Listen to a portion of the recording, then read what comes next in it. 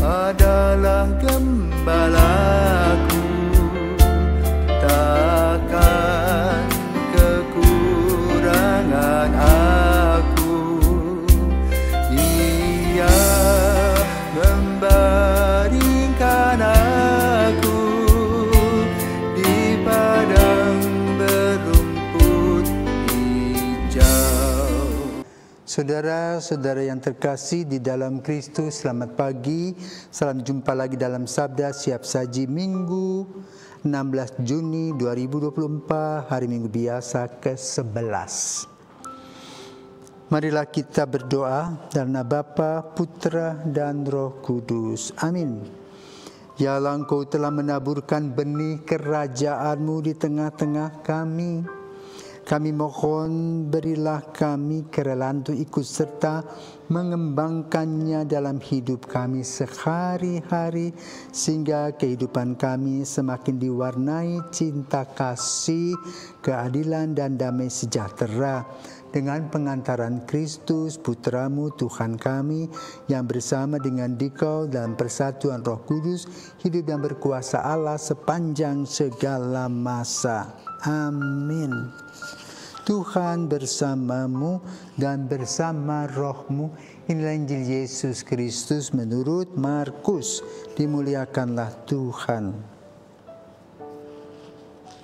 Sekali peristiwa Yesus mengajar di hadapan orang banyak, katanya, beginilah hal kerajaan Allah. Kerajaan Allah itu seumpama orang yang menaburkan benih di tanah. Malam hari ia tidur, siang hari ia bangun, dan benih itu mengeluarkan tunas, dan tunas itu makin tinggi. Bagaimana terjadinya orang itu tidak tahu. Bumi dengan sendirinya mengeluarkan buah. Mula-mula tangkai, lalu bulir, kemudian butir-butir yang penuh isi pada bulir itu. Apabila buah itu sudah cukup masak, orang itu segera menyabit sebab musim menuai sudah tiba. Yesus berkata lagi, dengan apa hendaknya kita bandingkan kerajaan Allah itu? Atau dengan perumpamaan manakah kita hendak menggambarkannya? Hal kerajaan itu seumpama biji sesawi yang ditaburkan di tanah. Memang biji itu yang paling kecil di antara segala jenis benih yang ada di bumi. Tetapi apabila ditaburkan, ia tumbuh dan menjadi lebih besar daripada segala sayuran yang lain, dan mengeluarkan cabang-cabang yang besar, sehingga burung-burung di udara dapat bersarang dalam naungannya. Dalam banyak perumpamaan semacam itu, Yesus memberitakan firman kepada mereka sesuai dengan pengertian mereka, dan tanpa perumpamaan ia tidak berkata-kata kepada mereka. Tetapi kepada murid-muridnya ia menguraikan segala sesuatu secara tersendiri. Demikianlah sabda Tuhan, terpujilah Kristus. Para pirsawan, selamat pagi. Hari ini kita diajak untuk melihat bagaimana karya kasih Tuhan itu amat sangat luar biasa, dan secara khusus untuk kita manusia yang disebut sebagai citra Allah. Maka kalau kita melihat perkembangan dan perbandingan dengan makhluk lainnya, pertumbuhan manusia itu lamban. Berbeda dengan ayam. Ya, ayam ketika menetas langsung dia jalan mencari makan sendiri. Demikian pula yang lain, binatang yang lain, ikan-ikan pun langsung mencari makan sendiri. Manusia tidak bisa. Maka itu dia digambarkan seperti biji sesawi yang bertumbuh dalam satu proses kehidupan. Seperti biji sesawi yang baik adalah dibuatkan nursery, pembibitan, kemudian disiram, dipelihara, baru menghasilkan. Demikian pula manusia dikandung 9 bulan 10 hari. Lahir meminum susu ibunya. Ya. Lalu diajarkan segala hal lamban. Sampai pada suatu hari memasuki akil balik, baru dia faham hidup ini tidak gampang. Ketika masih kecil ya bermain, masih bayi menangis, lapar menangis, kalau sudah kenyang tidur. Lalu belajar berjalan, setelah itu belajar membaca, menulis dan sebagainya. Prosesnya lama sekali dalam pendampingan orang tua, kemudian sekolah, dan seterusnya. Bahkan manusia menemukan berbagai hal yang berkaitan dengan keperluannya. Sekarang listrik sudah biasa, orang tinggal cetek saja. Dulu zaman Thomas Alva Edison belum ada begitu. Proses. Juga kalau kita perhatikan ya, anak-anak sekarang sejak dikandung ibunya sudah bermain dengan gadget. Maka ketika anak keluar dari lahir, dikasih gadget, dia langsung tahu apa yang perlu ditekan. Karena sudah belajar dari kandungan. Maka kalau kita perhatikan ada yang disebut dengan generasi Golden Age yang lahir pada tahun 50, 60, 70-an. Mereka melihat perkembangan dunia yang luar biasa. Misalnya televisi. Dulu kotak saja hitam, hanya satu channel. Kemudian lahir televisi berwarna, 2-3 channel.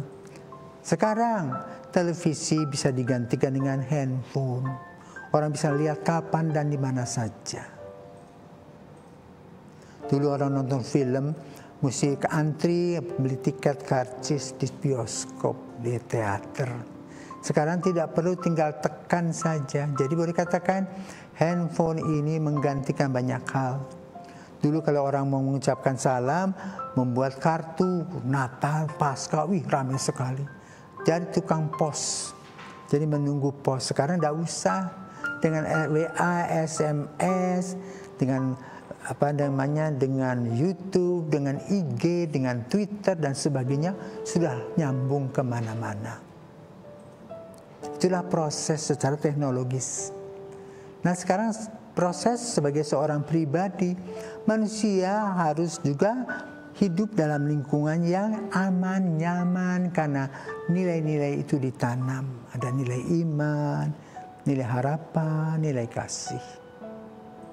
Nah, maka itu digambarkan seperti biji sawi yang bertumbuh, di mana kalau suatu waktu bisa burung-burung bersarang di sana. Dengan penemuan-penemuan yang manusia dapatkan untuk kehidupan secara teknologi gampang sekali sekarang. Ya, baru-baru ini di Cina bahkan ada jembatan atau jalan yang dibuat dengan solar, menggantikan aspal. Lalu juga orang yang tidak mempunyai air sekarang bisa menangkap embun. Ya. Air yang kotor bisa dipakai purifier sedemikian rupa sehingga bisa diminum, mati bakterinya. Itulah perkembangan teknologi canggih. Nah, dalam menghadapi perkembangan teknologi canggih ini, manusia harus secara psikologis, rohani, dan jasmani menghadapinya dan harus bisa memilih, karena setiap hal yang berkaitan dengan hidup ada konsekuensinya, sebab akibat. Ya. Banyak anak-anak sekarang sibuk dengan handphone, matanya rusak. 24 jam kena sinar laser. Ini tantangan untuk kita ke depan.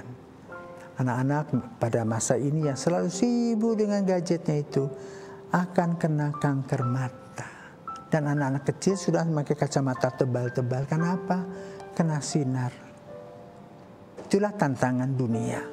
Maka kalau kita melihat kehidupan ini, harus kita melihatnya dari 4 segi. 1, Tuhan memberi kasih karunia. Tuhan memberi kepada kita kebaikan-kebaikan, kekuatan-kekuatan kita. Maka kita mempunyai cita-cita, harapan ke depan. Dan kita bisa membangun kehidupan kita. Namun di lain sisi, ada kekuatan, ada juga kelemahan. di mana kita mempunyai kelemahan yang berkaitan dengan kehidupan rohani adalah dosa-dosa kita yang terdiri dari 3 hal, tahta, harta, dan wanita. Maka lalu kita harus mengolahnya. Kemudian juga ada tantangan-tantangan yang kita hadapi di depan. Bagaimana sekarang kita menghadapi tantangan?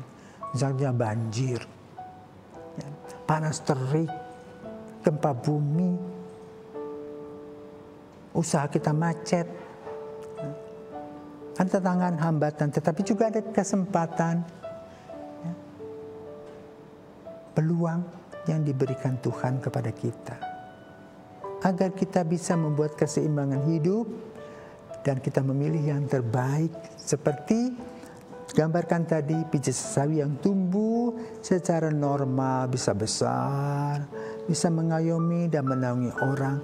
Demikian pula kehidupan kita, manusia yang sama, berkaki 2, bermata 2, bertangan 2. Tetapi lalu juga bisa memimpin dan juga bisa dipimpin, bisa mengubah dunia dengan pikiran dan perkataan serta perbuatan kita. Maka marilah kita mengambil hal-hal positif dalam hidup, dan inilah yang diuraikan di dalam Injil pada hari ini. Hendaknya kita bertumbuh di dalam Tuhan, sehingga pertumbuhan dan proses kehidupan kita ini yang dinaungi oleh Roh Kudus ini bisa mengayomi orang lain, bisa melahirkan damai, sejahtera, dan sukacita. Inilah cita-cita yang harus diperhatikan dalam hidup, sehingga hidup kita adalah kebahagiaan, bukan kesulitan, bukan hanya kenikmatan, tetapi juga yang paling utama adalah bagaimana kita mendapatkan kebahagiaan dengan memberi apa yang perlu kita beri, dengan selalu bersyukur dalam doa-doa kita, dan juga kita harus tahu batas-batas kelemahan kita. Semoga perjuangan kita diberkati Tuhan. Selamat hari Minggu.